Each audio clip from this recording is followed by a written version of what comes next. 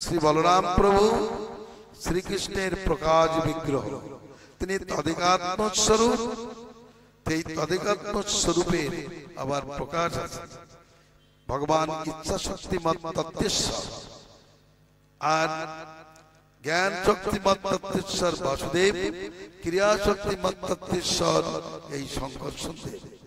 ভগবান যখন ভৌমবিলাস করবার অভিলাষ করিলেন, তখন বাসুদেবকে বললেন, তুমি একটা শখ করে দাও, আমি এই ভৌমবিলাস করব।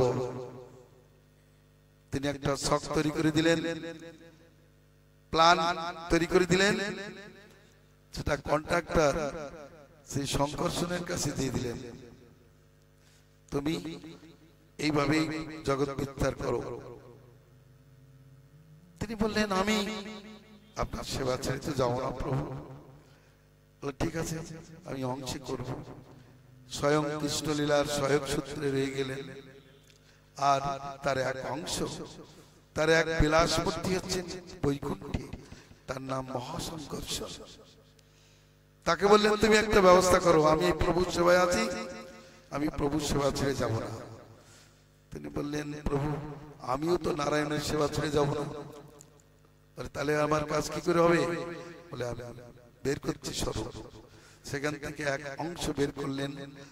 তিনি বের করে তাকে বললেন, তুমি কারণ সমুদ্রের তীরে যাও, কারণ মায়ার সঙ্গে সৃষ্টি করতে গেলে মায়ার সংসর্গে থাকার দরকার। নারী পুরুষ আমেরিকা ইংল্যান্ডে থাকলেও তাদের আবার সন্তান হয় নাকি? দুইজন দুই জায়গায় থাকলে হবে না, এক জায়গায় আসতে হবে। তো বললেন, আমি দূরে থাকবো।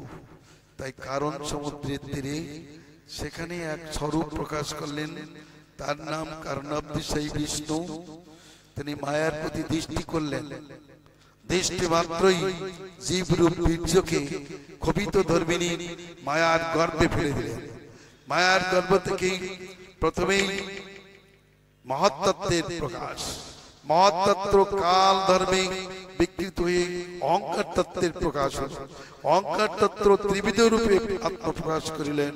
তার মধ্যে তামস অহংকার থেকে ক্রমে ক্রমে বিকৃত হতে হতে আকাশ, বায়ু, অগ্নি, জল, ভূমি আর তাদের মাত্রাগুলি প্রকাশিত হলো। এবার রাজসিক অহংকার থেকে দেবতাগুলো 10 দেবতার প্রকাশ হলো। সাত্বিক অহংকার দেবতাগণ, রাজসিক অহংকার ইন্দ্রিয়গণ। এত কিছু প্রকাশ হওয়ার পরে 4টে অন্তঃকরণ, এক অন্তঃকরণের 4টি অবস্থা, মন, বুদ্ধি, চিত্ত, অহংকার, এসবগুলো প্রকাশিত হলো। এরা যখন সমস্ত তত্ত্ব মিলে ব্রহ্মাণ্ড রচনা করতে পারল না, ভগবান তখন ওই তত্ত্বের মধ্যে প্রবেশ করলেন। তার নাম গর্ভদোষাই বিষ্ণু। তিনি আর একটা অংশ, তার অংশের অংশ, নিত্যানন্দের অংশের অংশ।